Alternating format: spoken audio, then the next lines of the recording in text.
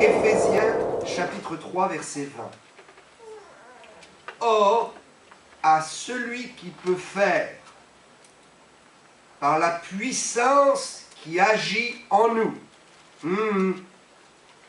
par la puissance qui agit en nous, il y a une puissance surnaturelle qui agit dans la vie du chrétien, pas dans la vie du païen, pas dans la vie de celui qui n'est pas né de nouveau.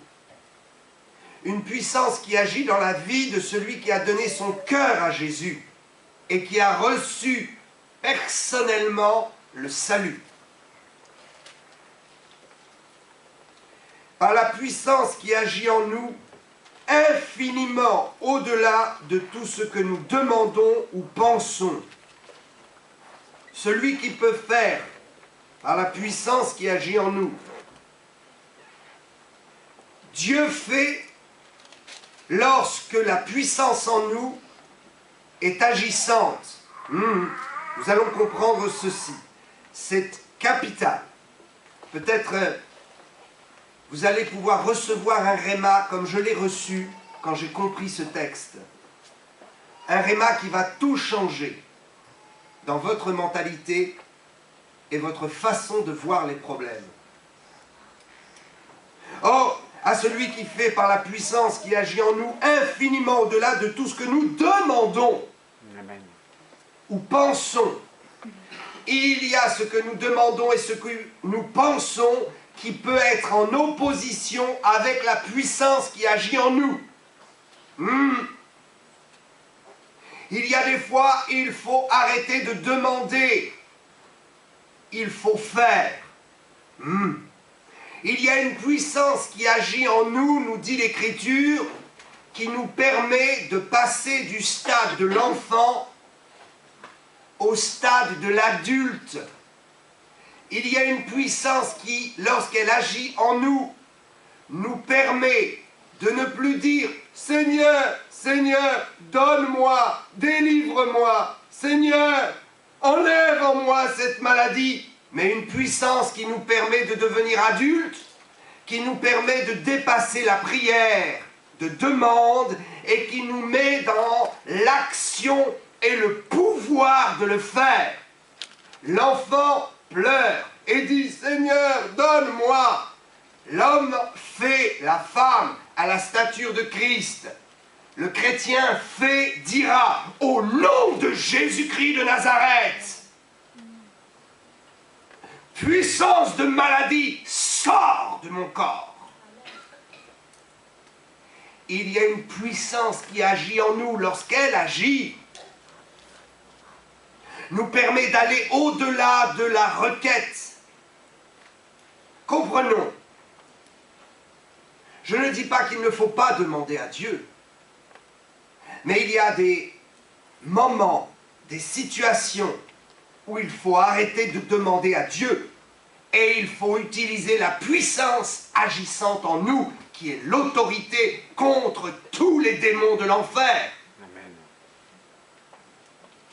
Notre responsabilité est grande. Il nous faut combattre l'esprit religieux.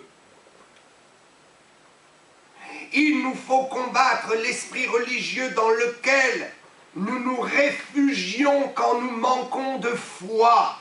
Ce qui fait que les gens sont très religieux, sont médiocres. C'est qu'ils manquent de foi. Parce qu'ils disent « Oh, Dieu n'a qu'à le faire », alors que Dieu dit « Faites-le vous-même ».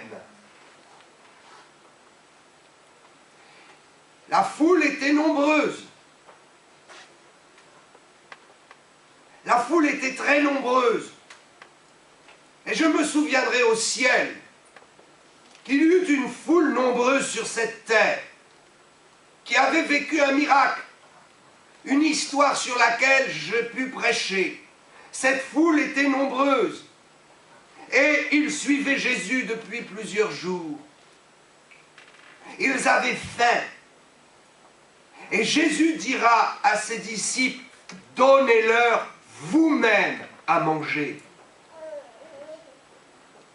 Ils n'avaient pas compris que Dieu peut faire bien plus que ce que vous ne pensez, bien plus que ce que vous expérimentez, si seulement vous comprenez, si seulement je comprends qu'il y a une puissance qui agit en moi, qui est prête à agir en moi. Une puissance qui ne demande qu'à s'exercer par le pouvoir de la foi et de mon engagement personnel. Amen, amen. Notre responsabilité est grande. Notre foi produira le résultat. Un résultat qui n'est pas produit parce que Dieu attend que nous fassions les choses. Nous prions, nous prions, nous prions et rien ne se passe. Quel est notre problème? Nous prions et rien ne se passe. Quel est donc notre problème? Nous manquons de foi dans l'autorité du nom de Jésus. Nous manquons de foi dans l'autorité que nous avons reçue. J'ai un problème avec cette histoire. Cette histoire doctrinale qui consiste à dire Dieu travaille à travers moi. Je crois que ce n'est pas tout à fait juste. Je crois qu'il y a des moments dans l'œuvre de Dieu où il faut laisser Dieu travailler à travers nous.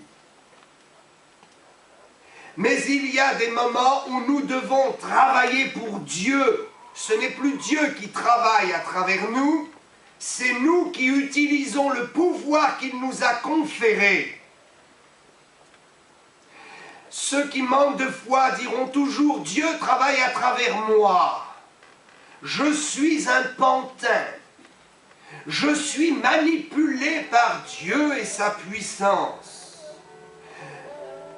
Je suis tellement sous son autorité que je ne bronche pas un sourcil que Dieu n'ait voulu. » Ceci est profondément une erreur religieuse. Bien sûr que dans l'œuvre de Dieu, le Seigneur travaille à travers nous. Il nous utilise. Quand il est question de stratégie, quand il est question d'entendre sa voix, quand il est question de prendre position ou de mettre en place des choses compliquées ou de diriger l'Église. Mais quand il est question de détruire les œuvres de Satan, Dieu ne travaille pas à travers nous.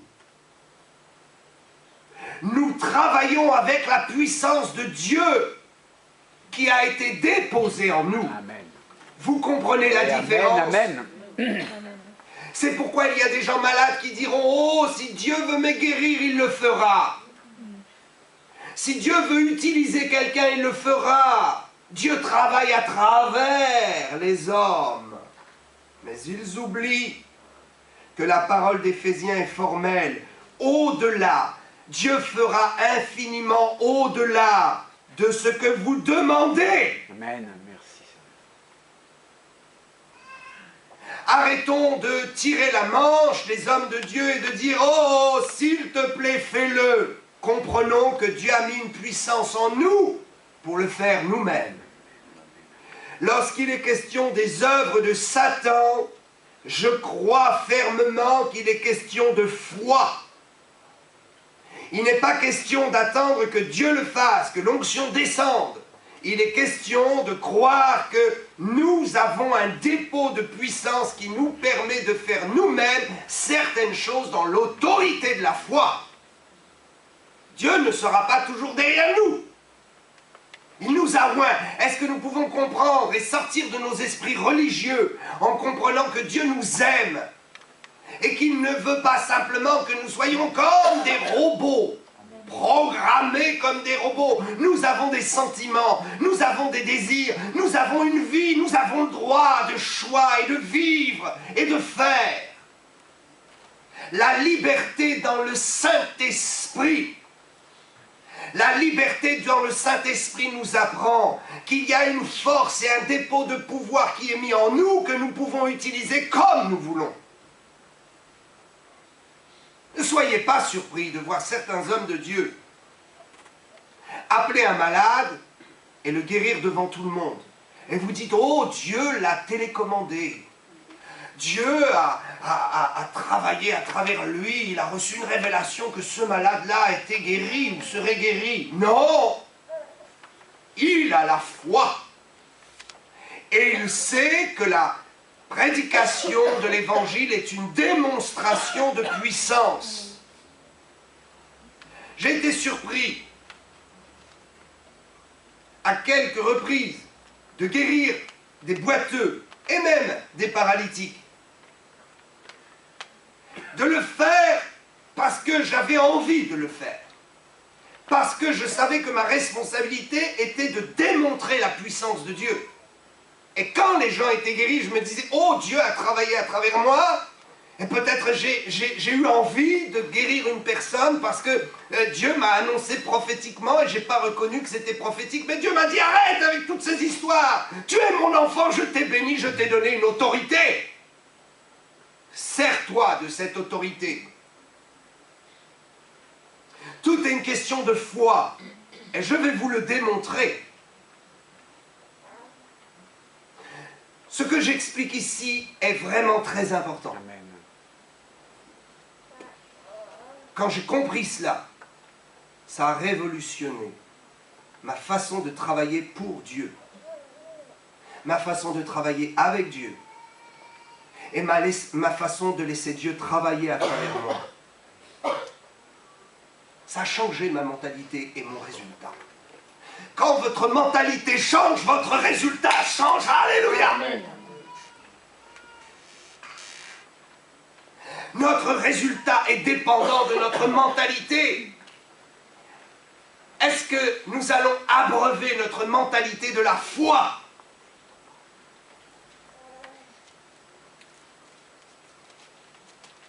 Si un démon se présente à vous, n'attendez pas une révélation pour le chasser.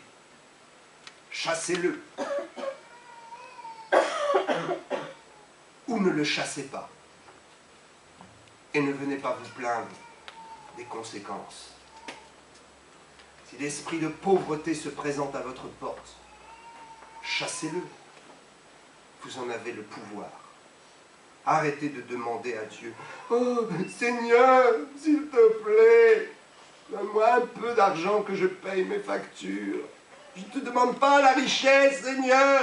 Je te demande juste que j'ai besoin. Mais Dieu veut te donner l'abondance. Jésus est venu pour que ses brebis soient dans l'abondance. Vivent dans l'abondance. Dis donc à cet esprit de pauvreté qui s'est couché à ta porte, au nom de Jésus-Christ de Nazareth. Quitte maintenant. La puissance déposée en nous agira, sera agissante par notre foi et notre autorité. Cette puissance doit être libérée pour qu'elle agisse. À la conversion, nous avons reçu Christ. Quand nous avons été baptisés dans le Saint-Esprit, nous avons reçu la personne du Saint-Esprit qui est venue s'asseoir sur le centre de notre esprit. Il habite en nous. Mais pour les religieux, il dort. Le Saint-Esprit est la puissance de Dieu. La puissance agissant en nous n'est autre que le Saint-Esprit en nous.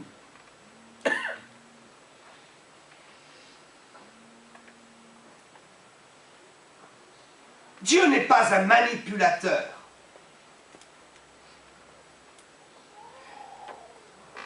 Le résultat dans le royaume de Dieu est uniquement pour les volontaires. Amen. La place dans la vie éternelle n'est réservée qu'aux volontaires. Dieu ne manipule personne, mon ami. Il ne te manipulera pas comme un pantin. Il ne fera pas de toi un robot. Mais il te permettra, face aux œuvres de Satan, de prendre des décisions.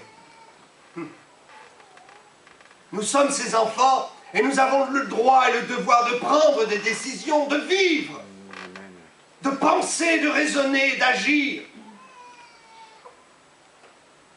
Il y a des choses qui sont faites parce que nous avons décidé qu'elles soient faites, et il y a des choses qui ne seront jamais faites parce que nous n'aurons jamais décidé de les faire. Cessons de dire que tout est écrit sur notre vie et sur nos résultats. C'est un mensonge et un piège diabolique que de dire « Oh, c'est écrit ». De toute façon, chaque geste, chaque mouvement, chaque parole, chaque action que je fais, c'était écrit, il fallait que ça se fasse. C'est faux, Dieu ne fait pas de nous des robots, nous sommes libres. Alléluia.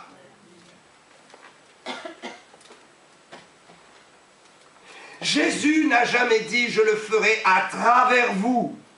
Écoutez bien.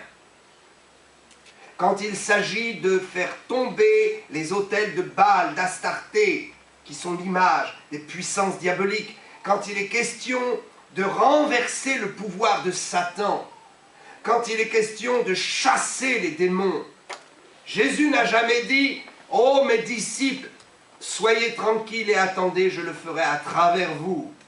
Non. Dans Luc 10, 19, il est dit « Voici, je vous ai donné le pouvoir de marcher ». Pour avoir le pouvoir, il faut marcher. Si tu restes assis, tu n'auras jamais le pouvoir. Si tu ne passes pas à l'action, tu n'auras jamais le pouvoir. Le pouvoir de Dieu se manifeste lorsque nous marchons, lorsque nous avançons, lorsque nous sommes en action. Alléluia! Je vous ai donné le pouvoir de marcher sur les serpents et les scorpions, et sur toute la puissance de l'ennemi, et rien ne pourra vous nuire. Amen. Je vous ai donné le pouvoir. Lorsque j'ai un pouvoir, je n'attends pas qu'à chaque fois on me permette d'utiliser ce pouvoir. Lorsqu'un agent de la circulation a reçu le pouvoir de faire la circulation, il est au carrefour et il fait la circulation. Et il dit à la voiture « Stop !» Et la voiture s'arrête. Et s'il juge qu'il faut dire « Démarre », elle démarre. S'il juge qu'il faut dire « Stop », il ne va pas voir son supérieur ou le ministre de l'Intérieur pour dire « Oh, attends, je dois faire quelque chose. Tu m'as donné le pouvoir, gouvernement, tu m'as donné le pouvoir. Est-ce que dans cette situation, je peux l'utiliser ?» Pensez-y. Nous avons reçu le pouvoir, le mandat.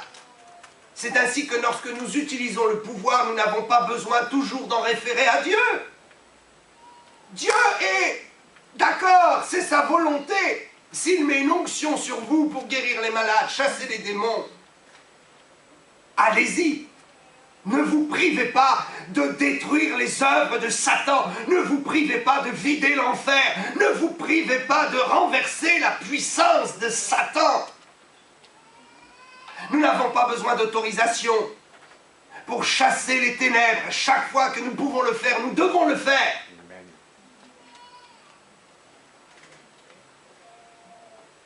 Matthieu 10. Écoutez bien ce texte que j'apprécie et j'affectionne particulièrement, est anti-religieux.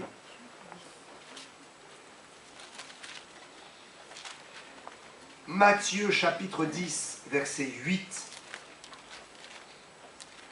il est dit « Guérissez les malades ». Il n'est pas dit « Attendez que je guérisse les malades à travers vous ». Est-ce que nous pouvons comprendre, je le répète, lorsqu'il est question de renverser les œuvres de Satan, nous avons le pouvoir, et Dieu ne le fait pas à travers nous, c'est nous qui le faisons avec son pouvoir. Quand il est question de son œuvre, d'entrer dans le ministère ou le service, alors Dieu fait des choses à travers nous. Mais c'est quand il travaille avec nous qu'il fait à travers nous. c'est quand il forme en nous un ministère, un service, que nous devons nous laisser travailler par la puissance de Dieu. Nous devons nous laisser travailler par la main du Seigneur. Nous devons laisser le potier faire du vase-vile un vase d'honneur. Il le fait à travers nous. Il y a des choses qu'il fait à travers nous. Mais quand il est question de détruire les œuvres de Satan, nous le faisons.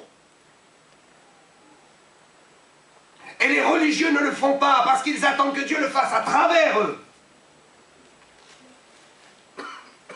Ce texte est anti-religieux. Guérissez vous-même les malades. Ressuscitez les morts. Hein? Je crois que celui qui peut avoir la foi pour ressusciter un mort le fera.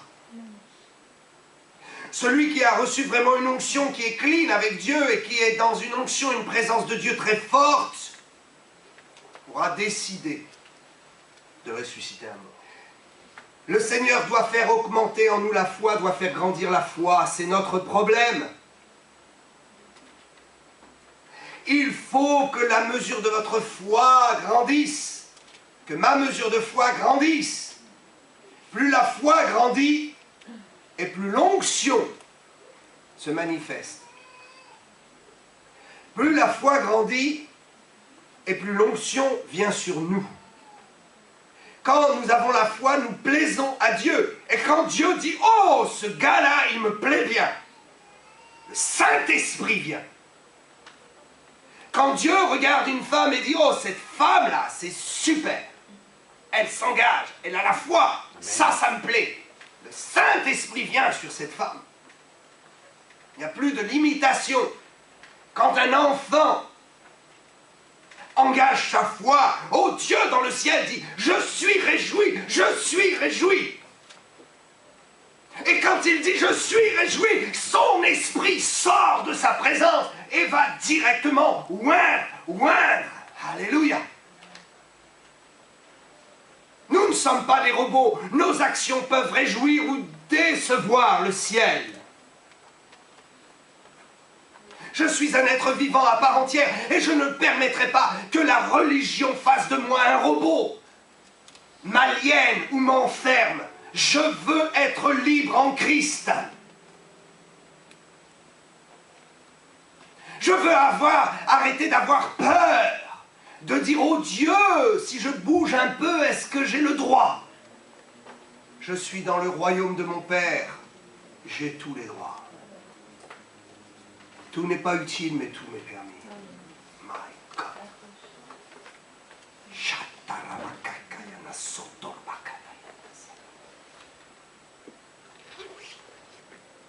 Guérissez les malades, ressuscitez les morts, purifiez les lépreux, chassez les démons. Vous avez reçu gratuitement, donné gratuitement. Vous avez reçu, alléluia. Vous avez reçu, vous et moi, nous avons reçu le pouvoir de marcher sur toute la puissance du diable. Alors je vais me mettre en marche. Si le serpent rampe devant moi, je me lèverai et je ferai un pas pour écraser sa tête. Je ne resterai pas assis à regarder les serpents détruire le monde. Spectateur ou acteur, être dans la foi ou hors de la foi. Est-ce que nous ne sommes pas fatigués de voir les gens souffrir? Je vais vous dire, j'étais fatigué de souffrir. Alors j'ai cherché dans la parole comment est-ce que je pouvais cesser de souffrir et prendre l'héritage des promesses de Dieu. Et quand j'ai trouvé cela, je me suis rendu compte que d'autres souffraient. Et que si moi j'avais fini de souffrir sur certains points, des gens autour de moi continuaient à souffrir. Alors j'ai envie qu'ils arrêtent de souffrir. Je ne regarderai pas Satan détruire mon prochain. Je ne regarderai pas la maladie détruire la vie, les familles entières. Je me lèverai, je marcherai sur la puissance de la maladie au nom de Jésus, avec la puissance agissante en moi. La Bible est si merveilleuse. Il nous faut la révélation. Les théologiens nous ont tellement enfermés dans des choses compliquées.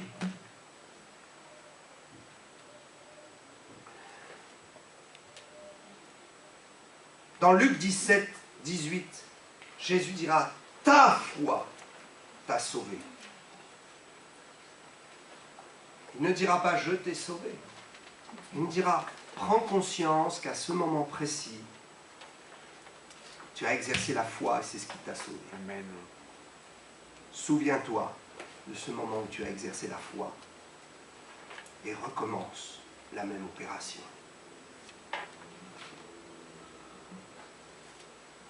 Il faut apprendre à chasser ces problèmes.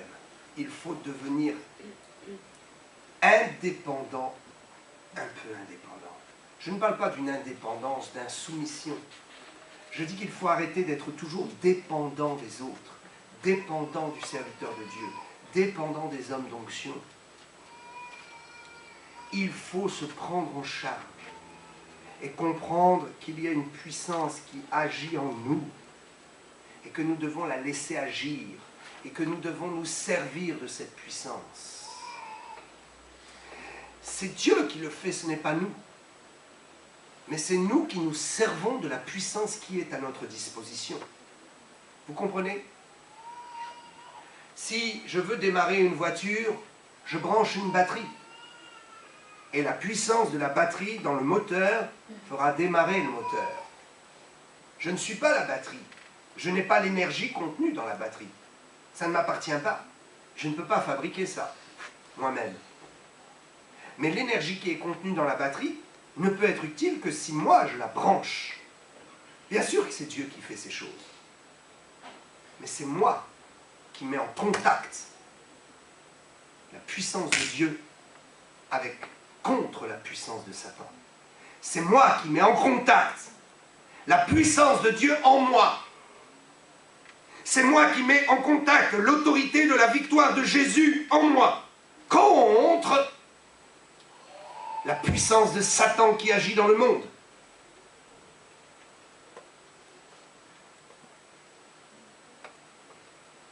Vous savez, il y a des gens qui prient, qui parlent à Dieu de leurs problèmes. Et Dieu est fatigué et dit « Je t'ai compris, je t'ai entendu, tu n'arrêtes pas de me parler de tes problèmes. Mais je voudrais bien que tu parles de tes problèmes avec autorité à Satan, afin de le dépouiller. Afin de le dépouiller. Amen. Jésus a dépouillé, déchiré,